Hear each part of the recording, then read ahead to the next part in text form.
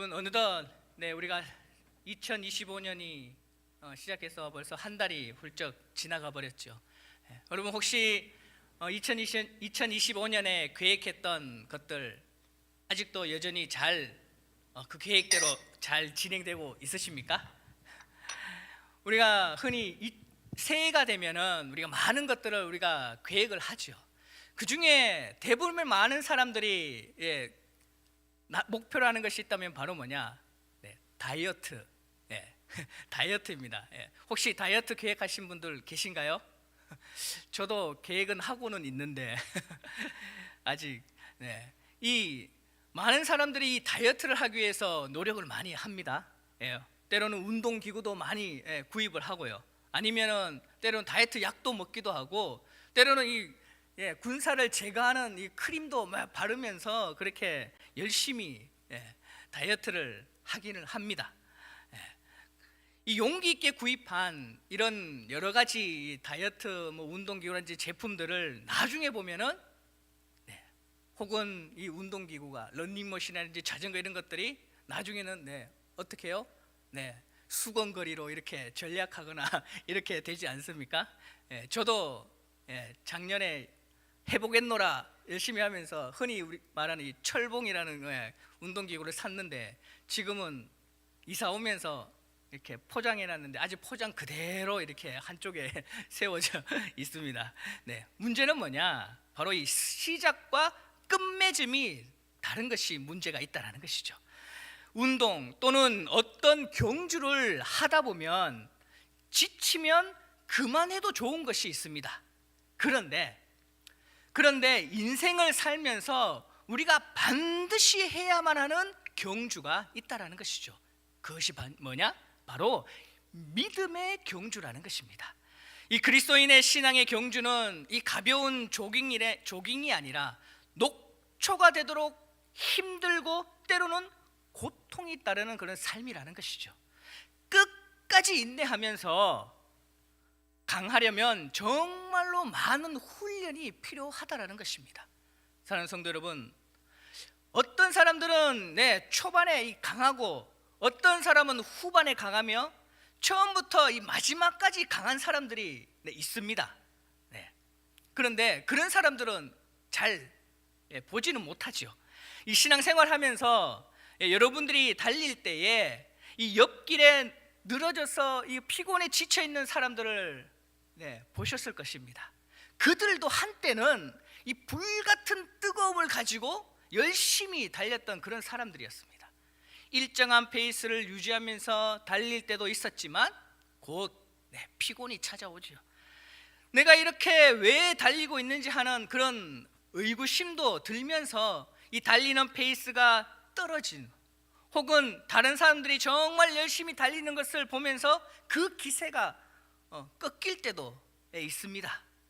이 달리는 도로가 평탄치 못해서일 수도 있지요. 그런데 결론은 그들은 달리고 있지 않다라는 것입니다.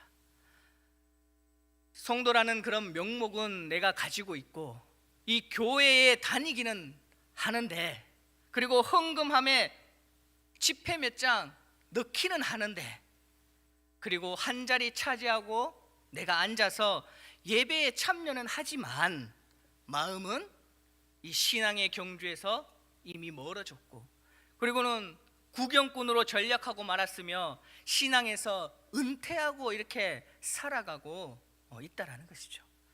초반에 바짝 달려보았습니다. 나도 왕년에는 기도 열심히 해봤고 헌금도 많이 했고 교회 봉사도 많이 했고 은혜도 나만큼 받은 사람 없을 것이다 라고 하고 이야기하면서 옛날 추억에만 젖어서 그렇게 살아간다는 것이죠. 하지만 이 신앙의 경주는 우리가 왕년에 달렸던 그 경력으로 승리하는 것이 아니라는 것입니다. 마지막에 더 불꽃처럼 타올라야 승리할 수 있는 것이 바로 이 신앙의 경주라는 것이죠. 여러분, 스포츠도 보면은 이 마지막에 강한 사람과 한 팀을 먹으면 승리하는 것을 많이 볼 수가 있죠. 이 초반부터 승부가 결정난 것이 아니면 말입니다, 마지막 그 순간까지 최선을 다해 달리는 사람, 최후의 순간에 더 크고 이 위대한 일을 했던 사람들이 우리는 볼 수가 있죠. 오늘 이 완동동부교회 모든 성도들이 이 최후의 순간에도 이 하나님께 크게 영광 돌리는 사람들이 되시기를 주님의 이름으로 축복합니다. 예수님께서 하신 이 최상의 사역도 아마 이 경주 막바지에 하셨습니다. 이 겟세마네 동산에서 기도하시고, 그리고 이 골고다의 십자가의 그 순환을 걸어가신 그 주님, 이 주님은 인내하는 신앙의 모범이라고 할 수가 있다라는 것이죠.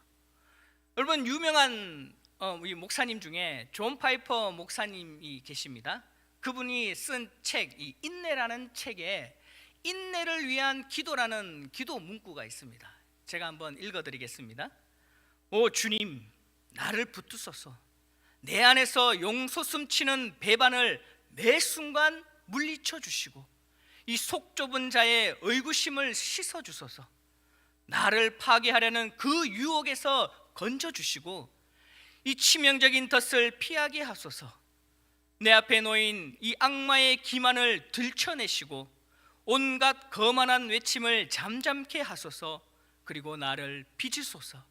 주께만 의지하오니 나를 붙드시고 주장하소서.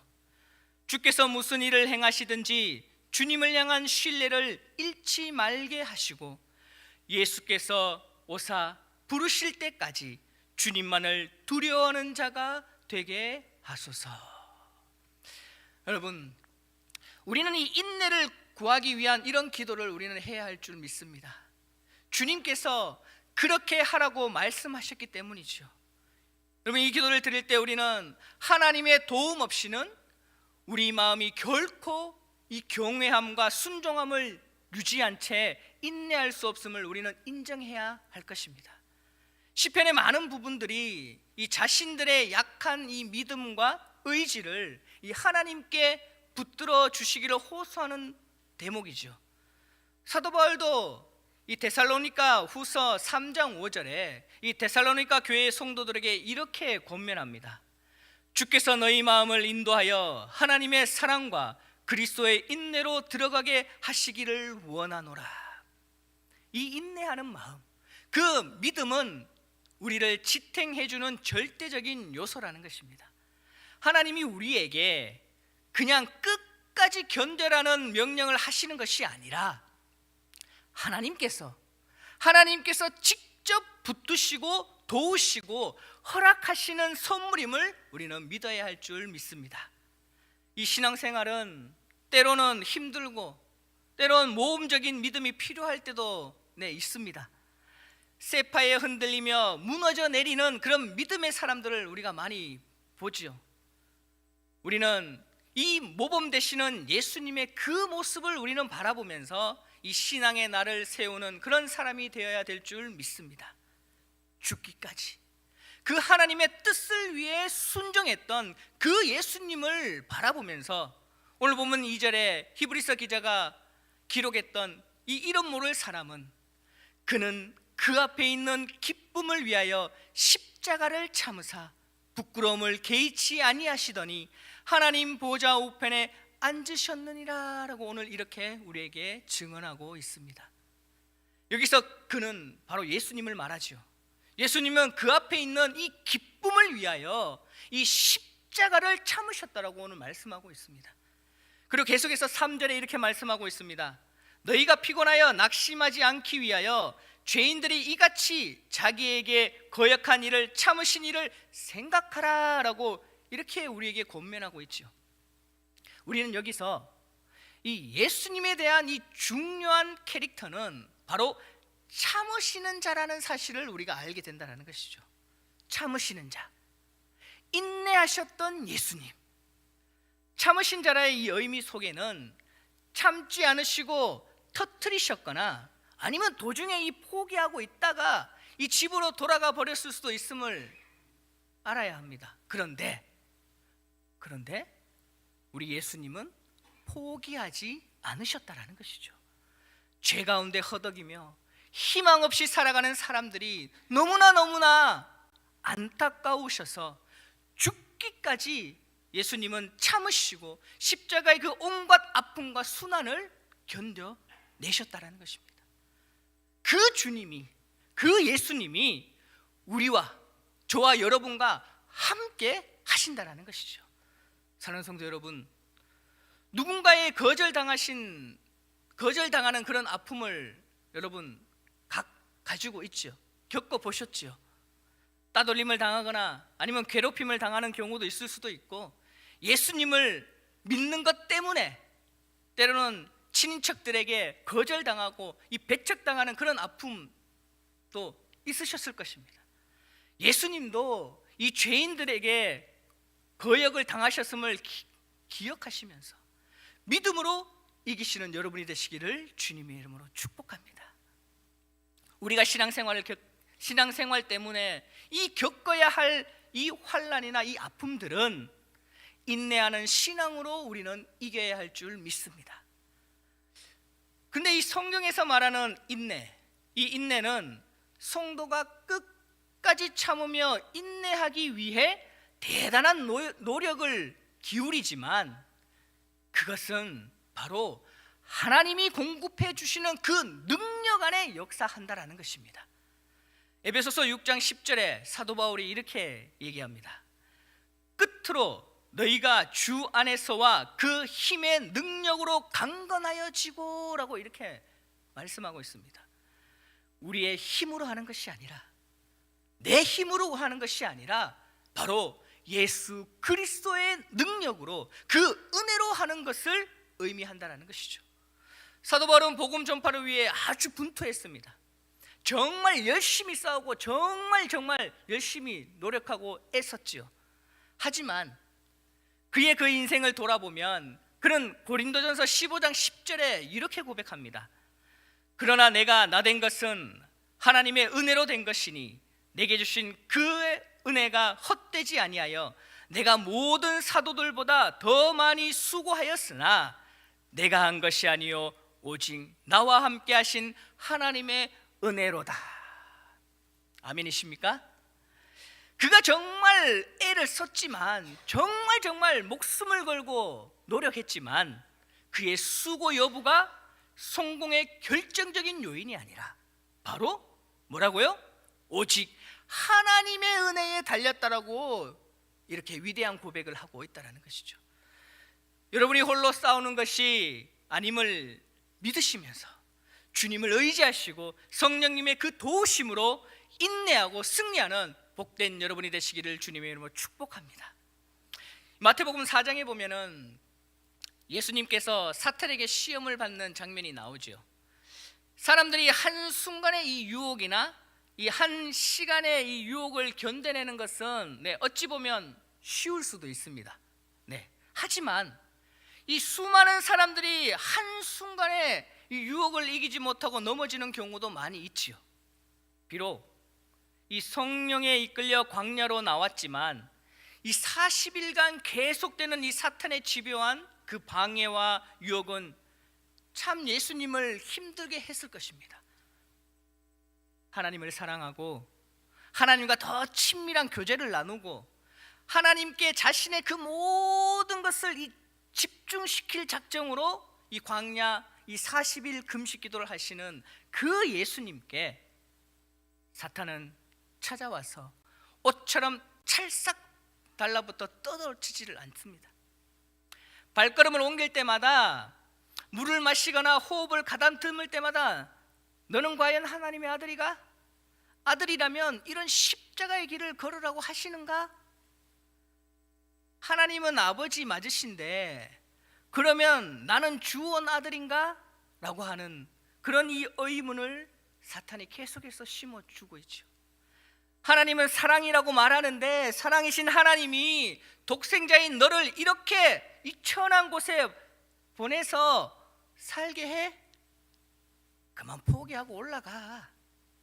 네가 살던 저 천국은 그 무엇과도 바꿀 수 없는 이 좋은 곳 아니냐 하면서 예수님 옆에 착 달라붙어 속삭입니다. 예수님은 유혹을 받으셨습니다. 시험을 받으셨지요. 무슨 유혹이 있을까요? 포기의 유혹이었을까요? 아니면 단식을 그만하고 집으로 돌아가서 이 막 구워낸 빵이나 실컷 먹었으면 좋겠다, 내가 꼭 이렇게 금식을 해야만 하는가 하는, 하나님과의 관계도 적당히 맺으면 될 것 아니야 하는 그런 생각을 심어 주었을지도 모르지요. 이 세상에서 왕이 되고 이 영화를 누리라는 그런 유혹이었을지도 모릅니다. 우리가 예수님이 시험 받으신 그 내용은 정확하게 알 수는 없지만 예수님이 유혹을 받으신 것은 분명한 사실이라는 것이죠. 예수님의 이 내면의 전투가 벌어집니다. 밖에서는 아주 강한 스트레스가 밀려옵니다. 유혹을 받으면서 이 최종 구원 사역을 위한 경주를 포기할 수도 있으셨지만 예수님은 그것을 다, 모든 것을 다 물리치시고 끝까지 달리셨다는 것입니다. 이 사탄의 유혹도, 그 수많은 사람들의 그 비난도, 그 조롱도 예수님을 멈추게 할 수는 없었다라는 것이죠. 사랑하는 성도 여러분, 여러분이 가는 그 길에 누군가 비난할 때도 있을 것입니다. 그 비난할 때, 그 손가락질할 때 여러분은 어떻게 반응하실 것입니까? 모르는 사람이 비난하는 것은 둘째치고라도 나와 가장 가까운 사람이 여러분을 비난하고 여러분을 조롱하고 나선다라면 참 난감하겠지요. 예수님이 그 상황에 처해 보셨기에 여러분을 도와주실 수 있다라는 것입니다. 요한복음 7장 12절에 보면은 사람들이 예수님에 대한 수군거림이 기록되어져 있습니다. 어떤 사람은 예수는 좋은 사람이라고 하고 어떤 사람들은 예수님을 미혹하는 자라고 이렇게 비난합니다. 예수님에게 이봐, 이 거짓말쟁이, 좀 정직하게 살지 하고 하면서 이렇게 비난을 해댑니다. 모르는 사람의 비난이라 그래도 조금은 참으실만 하셨을 것입니다. 또 어떤 사람은 예수님이 귀신 들린 자라고 비난을 하지요. 예수님이 귀신의 힘을 빌려서 귀신을 제압하고 병을 고친다고 수군댑니다. 너는 사마리아 사람이라 너는 우리가 상종 못할 인간이라고 비웃기도 합니다. 고향에 돌아가라고 하는 소리도 해댑니다. 예수님이 이 나사렛으로 돌아갔을 때는 더 험한 일도 당하셨지요. 그래서 회당에서 이사야의 글을 낭독하십니다. 누가복음 4장 18절에서 19절 말씀입니다. 주의 성령이 내게 임하셨으니 이는 가난한 자에게 복음을 전하게 하시려고 내게 기름을 부으시고 나를 보내사 포로된 자에게 자유를, 눈먼 자에게 다시 보게 함을 전파하며 눌린 자를 자유롭게 하고 주의 은혜의 해를 전파하게 하려 하심이라. 이렇게 말씀하시자 사람들의 다양한 반응이 나타납니다. 아니, 이는 요셉의 아들이 아니냐라고 비웃기도 하지요. 예수님의 그 육신의 아버지인 요셉이 어떤 사람이었습니까? 가난한 목수인 줄 알고 가난한 뱅이 아들 주제에 지가 뭐 잘났다 하면서 얼마나 잘났으면 하면서 이렇게 조롱을 해대죠. 그리고는 우리가 네 출신을 다 아는데 네가 뭐 그리 대단하다고 그렇게 고개를 뻣뻣이 들고 다니느냐, 너나 고쳐라, 네 주제를 알아라 라면서 댓거리를 해대기도 합니다. 예수님은 그들에게 선지자가 고향에서 환영받는 경우는 극히 드물다, 내가 참으로 너에게 말하는데 하나님의 은혜와 축복을 받을 사람은 정해져 있다라고 말씀하셨죠. 모두 다 받는 것은 아니다라는 의미로 사렙다 과부와 나아만의 이 문둥병 치유 사건을 예로 드시면서 이스라엘에 수많은 이 과부와 문둥병자가 있었지만 하나님의 그 치유를 받은 사람은 모두 다 이방인들이었다라고 말을 하셨습니다. 그러자 어떻게 됐습니까? 사람들은 화가 나서 예수님을 높은 낭떠러지를 끌고 가서 밀어 죽이려고 했죠. 그때 성령님께서 보호하셔서 뭔가 범접할 수 없는 그 힘을 발휘하셔서 예수님이 사람들 사이로 지나가셔서 살아나셨습니다. 그래도 예수님은 그래도 그 구원의 경주를 포기하지 않으셨다라는 것이죠. 고향 사람들의 그 비난과 배척, 죽이려고까지 하는 그런 어려움을 예수님은 겪으면서도 주님은 그 신앙의 경주를 계속 해 나가셨다라는 것입니다.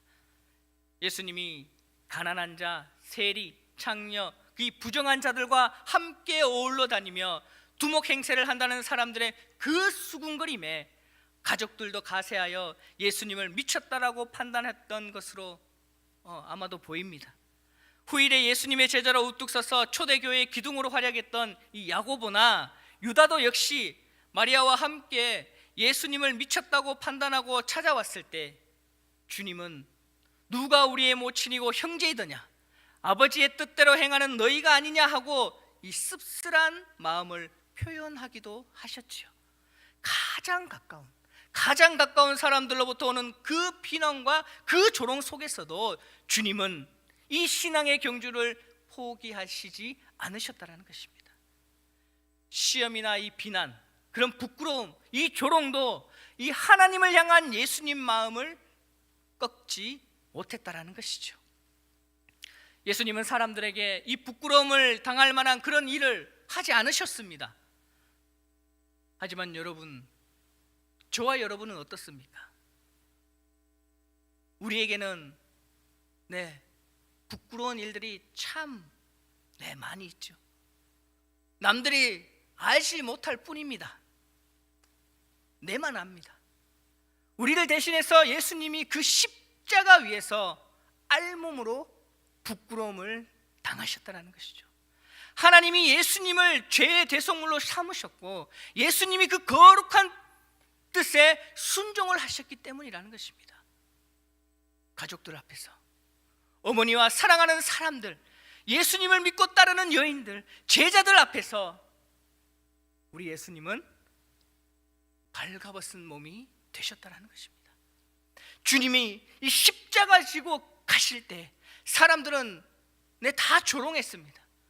네가 메시아냐? 수염을 뽑으며 조롱하고 얼굴에 침을 뱉고 뺨을 때리며 그런 사람들도 있었죠. 당시 지금으로 말하면 목사, 장로들이 그분들을 조롱하며 욕을 해댔습니다. 십자가에 못 박힌 주님을 보고 부모들은 아이들에게 야, 저 나쁜 사람은 저렇게 되는 거야 라면서 그렇게 말하기도 했죠. 사랑하는 성도 여러분, 몇 사람들 앞에 이 자신의 수치가 드러나도 참 부끄러운 일이죠. 한 사람의 수치도 감당하기 어렵습니다. 그런데 우리 예수님께서는 온 인류의 그 부끄러움을 한꺼번에 지고 계시니 그 고통을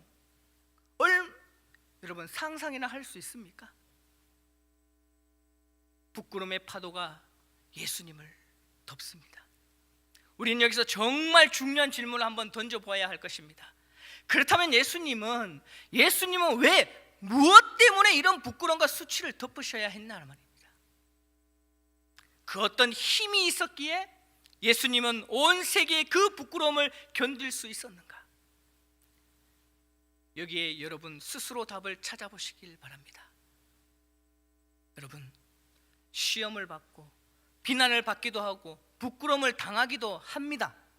그것이 자기 자신에게서 왔든지 아니면 억울하게 당하는 그런 아픔이든지 아무 상관없습니다. 그런데 우리는 예수님과 달리 포기하고 만다는 특징이 있다는 것이죠.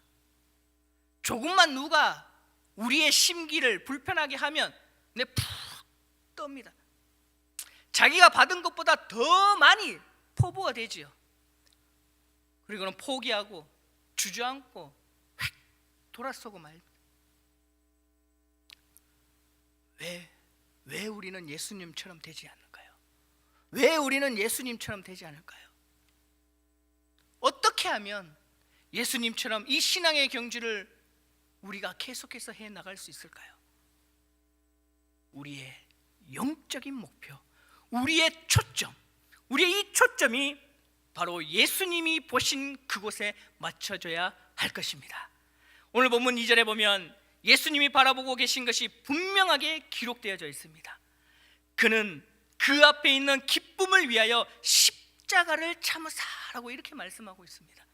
네, 계시록에서 언급하는 수정과 같은 그 길, 유리바다, 황금길, 진주대문, 황옥, 벽옥, 노곡, 이런 표현은 아무것도 없습니다. 이 천국이란 그런 단어도 없습니다. 그런데요, 그 앞에 뭐라고 기록되어져 있습니까? 그 앞에 기쁨이라는 단어, 그 기쁨이란 그 단어 속에 모든 것이 다 녹아져 있다는 것입니다. 사람들이 이 세상에서 시간을 보낸 뒤에 나중에 천국에 가서 살게 될 사람들이지만, 예수님은 유일하게 천국에서 삶을 보내시고 이 땅에 오신 분이시죠. 십자가에서 죽음을 이기고 후일에 돌아가면 자신에게 무엇이 기다릴지를 주님은 다 아시고 계신다는 것입니다. 하늘에서 무엇이 기다리고 있는지를 다 아셨기에 이 세상에서 그 어떤 삶을 살아도 감사함으로, 기쁨으로 살 수가 있으셨다는 것이죠. 여러분, 예수님이 바라보신 그 목표, 예수님이 바라보셨던 그곳, 그 천국을 목표로 달려가시기를 간절히 소망합니다. 예수님은 마지막 그 순간에 하나님께서 그 앞에 놓아두신 그 즐거움에 주님은 초점을 맞추셨다는 것입니다. 천국의 상에 초점을 두셨고, 상에 초점을 두심으로 그 경주를 완주할 수 있었고, 끝까지 강하게 달려가실 수가 있으셨다는 것이죠. 우리 주님은 골고다 그 십자가 위에서도 눈을 들어 저 지평선 넘어 하늘에 펼쳐져 있는 그 천국의 그 기쁨, 한 사람이 구원받는 것을 기뻐하며 천국 잔치가 벌어지는 그것을 바라보시면서 마지막 힘을 내셨다는 것이죠. 주님이 그 십자가의 죽음을 견디시고 아버지의 그 뜻을 다 이루신 그 후에, 아버지여, 내 영혼을 아버지 손에 부탁하나이다 라고 기도하시곤 돌아가셔서 하나님 아버지의 품에 안기신 것을 우리는 믿습니다. 그 영광의 순간이 저와 여러분에게도 기다리고 있음을 믿으시기를 간절히 바랍니다. 끝없는 시간 속에 사랑과 감사와 찬양과 기쁨이 만발하는 그 천국, 저 하늘 보자. 먼저 간 신앙의 선배들이 여러분이 이 세상 소풍을 마치고 돌아가는 날 두 손 들어 환영하고 빵파레를 울리며 반겨주는 그 장면을 바라보시면서 지금 이 현재의 이 어려움을 이기시고 혹은 질병 속에서도 감사하시면서 이 경제적인 그런 어려움 속에서도 기뻐하며 주님을 의지하고 나가는 여러분 되시기를 간절히 소망합니다. 예수님 품에 안기는 그날이 속히 오기를 사모하시면서 이 신앙의 경주를 달려가시기를 간절히 바랍니다. 간절히 바라기는 예수님을 바라보면서 신앙의 이 경주를 계속하시면서 예수님처럼 되기를 목표로 삼아서 기도하고 사랑하고 함께 나누며 서로 섬기며 그리고 이웃에 전도하며 베풀며 살아가는 이 안동동부교의 모든 성도들이 되시기를 주님의 이름으로 축복합니다.